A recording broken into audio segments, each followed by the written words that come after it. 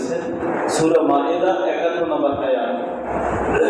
আল্লাহ সুবহানাহু ওয়া তাআলা বলেছেন, ইয়া আইয়ুহাল্লাযীনা আমানু, হে ঈমানদারগণ, লা তাত্তাখিযুল ইয়াহুদা ওয়ান নাসারা, তোমরা ইহুদি এবং নাসারাদেরকে তোমরা বন্ধুরূপে গ্রহণ করিও না। কেন গ্রহণ করবে না? আউলিয়া বা'দুহুম আউলিয়াউ বা'দ, তাহারা একে অপরের বন্ধু। ইহুদি এবং নাসারা এক কথায় বিধর্মীরা, একে অপরের বন্ধু। এবং রাসূলুল্লাহ সাল্লাল্লাহু আলাইহি ওয়াসাল্লাম বলেছেন, আল কুফরু মিল্লাতুন ওয়াহিদ, সমস্ত কুফরি শক্তি বিধর্মী, ঐক্যবদ্ধ এবং এক। ওয়া মান ইয়াতাওয়াল্লাহুম মিনকুম ফাইন্নাহু মিনহুম, যদি তোমরা কোনো ব্যক্তি এই বিধর্মীদেরকে অনুসরণ করো এবং তাদেরকে বন্ধু হিসেবে গ্রহণ করো, মূলত ওই ব্যক্তি তাদেরই, ফাইন্নাহু মিনহুম, সে তাদেরই অন্তর্ভুক্ত হবে। যে ব্যক্তি ইহুদিদেরকে, বিধর্মীদেরকে বন্ধু হিসেবে গ্রহণ করবে, অনুকরণ করবে, কোরআন বলছে মূলত ওই ব্যক্তি ফাইন্নাহু মিনহুম, সে তাদেরই অন্তর্ভুক্ত হবে। ইন্নাল্লাহা লা ইয়াহদি কওমাজ যালিমিন, আল্লাহ সুবহানাহু ওয়া তাআলা বলেছেন, নিশ্চয় জালেমদেরকে আল্লাহ সুবহানাহু ওয়া তাআলা কখনোই হিদায়াতের পথ দেখান না। তাহলে কোরআন কি বলে? যে ব্যক্তি বিধর্মীদের অনুকরণ করে, বন্ধু হিসাবে গ্রহণ করে, সে তাদেরই অন্তর্ভুক্ত হয়ে যায়। এটা যদি কোরআনের রায় হয়, কোরআনের ফয়সালা হয়, তাহলে এখন মিলেই দেখেন যে এই ব্যক্তি জমি বিক্রি করিয়া ওই দেশের জন্য আপনার পতাকা বানাইল, ওদের কি ঈমান আছে বা মুসলমান এখন আছে? ঠিক কোরআন কি কয়? রাসূলুল্লাহ সাল্লাল্লাহু আলাইহি ওয়াসাল্লাম বলেছেন, মান তাশাব্বাহা বিকওমিন ফাহুয়া মিনহুম, যে ব্যক্তি যে জাতির অনুসরণ করবে, সে ওই জাতি অন্তর্ভুক্ত হিসাবে, দলভুক্ত হিসাবে হাসরের দিনে উপস্থাপিত হবে। এখন আমি কার অনুসরণ করি? আমি টুপি কেন করি? রাসূলুল্লাহ সাল্লাল্লাহু আলাইহি ওয়াসাল্লামের সুন্নাত তরিকা। আমি জামা কেন করি, দাড়ি কেন রাখি, মোছখাটো কেন করি? তার পিছনে কারণ হলো আমি রাসূলুল্লাহকে অনুসরণ করি। হাসরের দিনে, বিচারের দিনে আমি রাসূলুল্লাহর অন্তর্ভুক্ত হয়ে রোজে মাহশারে আমরা উত্থাপিত হব। আপনি দেখবেন অনেক ফলাফল, এই এখন 14 তারিখ মনে হয় খেলা শুরু হবে, এরকম শুরু হয়ে গেছে। আচ্ছা, গতকালকে শুরু হয়েছে, আমি এসব আমার ভালো জানতাম না। তো দেখবেন অনেক ছেলেমান আমাদের আশেপাশেরই বা আমাদেরই নেইমারের মতন ছাড় দেয়, চুলের কাঠি। নেইমার, মেসি, কি রোনালদো নাকি এদের মতন ছাড় আমার মনে থাকে না, এই জন্য আমি লিখে রাখছি এখানে। অর্থাৎ এই নামগুলো মনে থাকে না। কারণ হলো যে এদেরও এখন বলতে পারে শুধু চুল তো একভাবে ছাড়তেই হয় না, চুল একভাবেই ছাড়তে হবে না, চুল ছাড়তে হবে আমার রাসূলুল্লাহ সাল্লাল্লাহু আলাইহি ওয়াসাল্লামের মুজাসসাম নমুনায়। কুল আতিউল্লাহ ওয়া আতিউর রাসূল, আমি ইত্তেবা করব আল্লাহ এবং তার রাসূলের। যেহেতু আল্লাহর ইত্তেবা আমি সরাসরি করতে পারবো না, এই জন্য আমি রাসূলুল্লাহ সাল্লাল্লাহু আলাইহি ওয়াসাল্লামের ইত্তেবা করব। ওয়া উলিল আমরি মিনকুম, এবং উলুল আমর যারা রয়েছেন তাদের ইত্তেবা করব। তাহলে আল্লাহর ইত্তেবা হবে, রাসূলের ইত্তেবা হবে, আর আমি রোজে মাহশারে ক্ষমার আশা করতে পারবো। তথ্যটা হলো এই যে এই নেইমার, মেসি, এদের অনুকরণ কেন করা যাবে না? কারণ এরা কেউ মুসলমান না, কিনা? এরা প্রত্যেকেই খ্রিস্টান। কি বলেন? খ্রিস্টান। যেমন আর্জেন্টিনা, এই আর্জেন্টিনার ভিতরে 4,70,00,000 মানুষের বসবাস। কত কোটি? 4,70,00,000 মানুষের বসবাস। তার ভিতরে 92% হচ্ছে খ্রিস্টান ধর্মের। কত পার্সেন্ট? 92% খ্রিস্টান ধর্মের। 2% মাত্র 2% হয়েছে মুসলমান।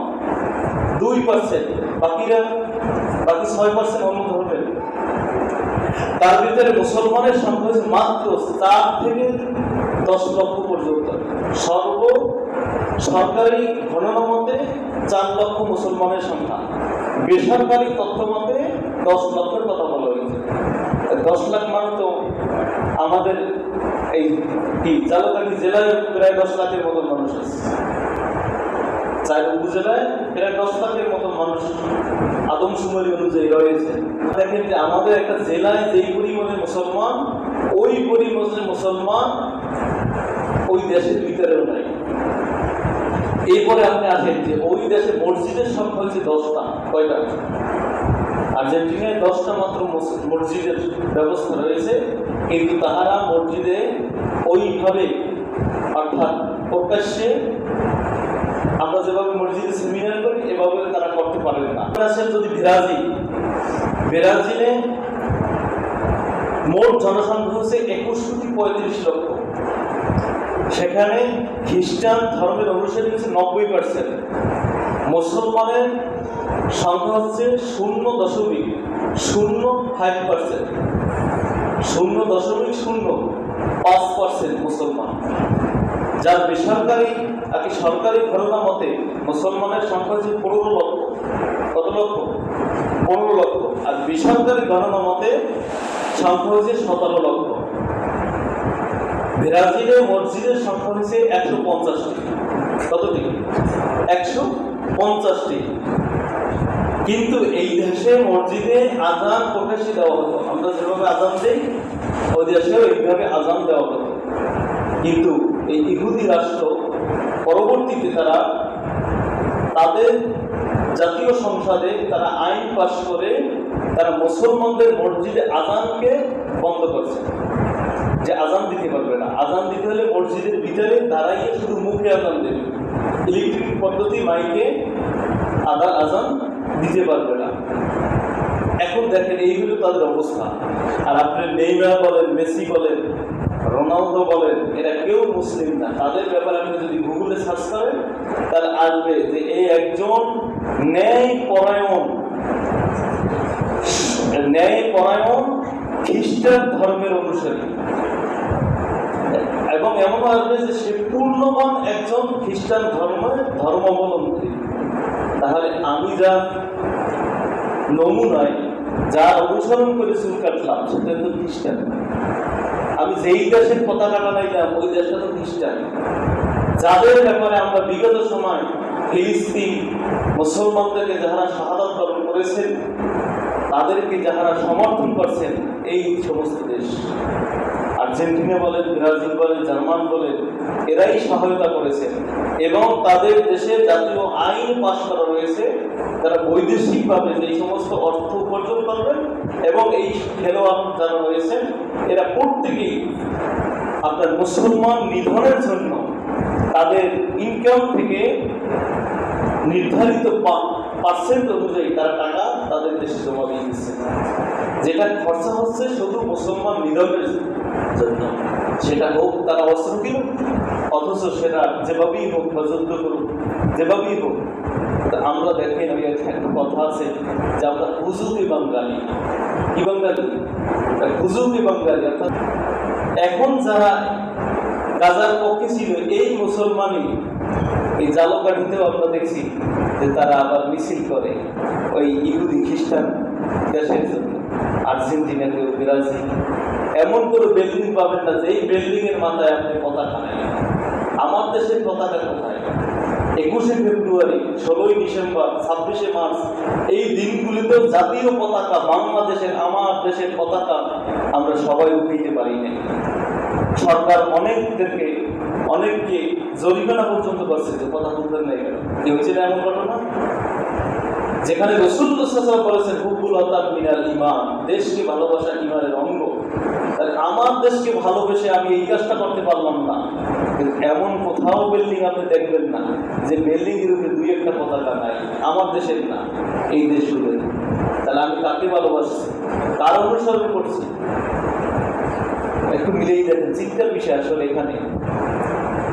আবার আমরাই বলি যে আমরা তো ফিলিস্তিনের পক্ষে ছিলাম, আর এই আমি যাদের এখন পক্ষ করতেছি এরাই তো ফিলিস্তিনের বিপক্ষে ছিল।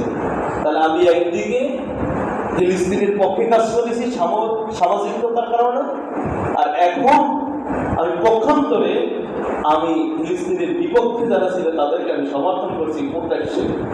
কতটুকু প্রকাশ্যে? নিজের জমি বিক্রি করে আমি পতাকা টানাইছি। এতেই বোঝা যায় আমি কতটুকু প্রকাশ্যে।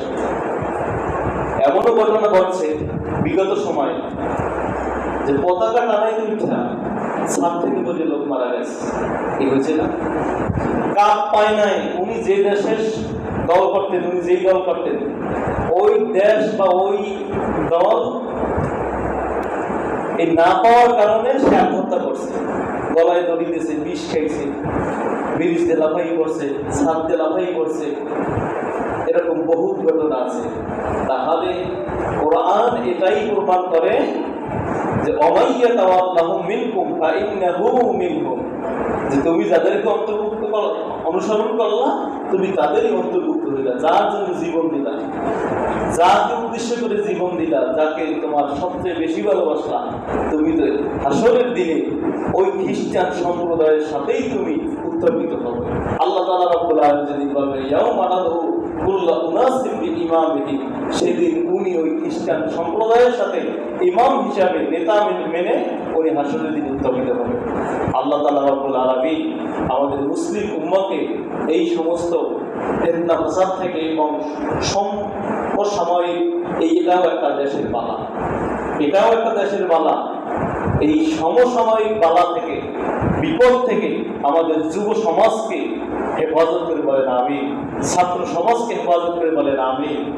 আমার বলা দায়িত্ব আমি বললাম, আমার সতর্ক করার দায়িত্ব আমি করলাম, কোরআন যেটা বলছে আমি আপনাদেরকে সেটাই শুনাইলাম। এখন মানবে না মানবে সেটা যুব সমাজের ইচ্ছা, মানবে না মানবে সেটা ছাত্র সমাজের ইচ্ছা, বা ইহুদি খ্রিস্টান বিধর্মীদের অনুসরণ যেন আমরা না করি। আবার কই না যে হুজুরের খেলা দেখতে পেয়েছি না যায় মনে করে, হুজুর তো দেখতে পেয়েছি না, এর দ্বারা কিন্তু আমি আপনাকে সমর্থন করছি তা না। অর্থাৎ যদি একান্তই ফিরতে না পারে কেউ, তাহলে এটাকে না যায় মনে করেই সে দেখবে, তাহলে তার গুনাহ হবে, ঈমান যাবে না। আর যদি খেলাকে জায়েজ মনে করে দেখে তাহলে তার গুনাহ হবে, ঈমানও যাবে। কথা বুঝছেন?